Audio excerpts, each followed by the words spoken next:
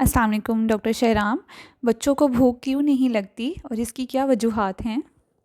वालेकुम सलाम।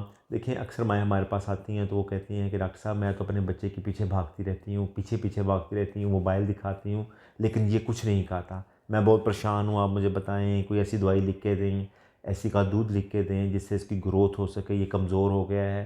तो देखिए, सबसे पहली बात ये है कि आपने ये देखना है कि आया कि बच्चा ये जो आप लेके आ रहे हैं या आपका जो बच्चा कमज़ोर है या नहीं है।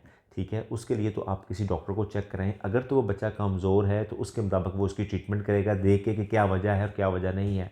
और रही बात बच्चे की भूख ना लगने की, तो इसकी कई वजूहत होती हैं।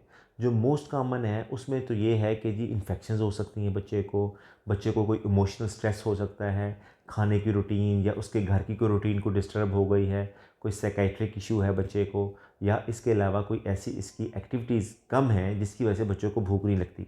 और सबसे इम्पोर्टेंट चीज़ है कि आजकल बच्चे मोबाइल बहुत ज़्यादा देखते हैं, स्क्रीन टाइम बहुत ज़्यादा है। तो स्क्रीन टाइम ज़्यादा भी एक वजह है जिसकी वजह से बच्चे खाना पीना कम करते हैं, और उस पे सोने पे सुहागा माँ ये करती हैं कि बच्चों को दिखा के मोबाइल खाना खिलाना शुरू कर देती हैं, जो कि ज़्यादा ही ख़तरनाक है और बच्चे की सेहत के लिए बिल्कुल ठीक नहीं है।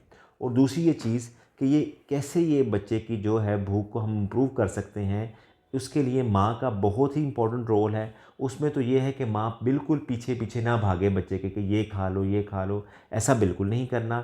बच्चे को एक टाइम दें कि बच्चा ठहर के जिस तरह मील टाइम होता है उसके मुताबिक बच्चा खाए।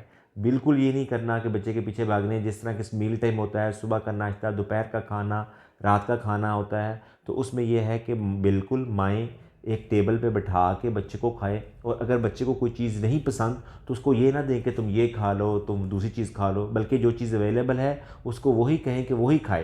क्योंकि जब उसको भूख लगेगी और कोई चीज़ अवेलेबल नहीं होगी तो वही चीज़ खाएगा। इससे ये होता है कि बच्चों को गलत आदतें नहीं पड़ती।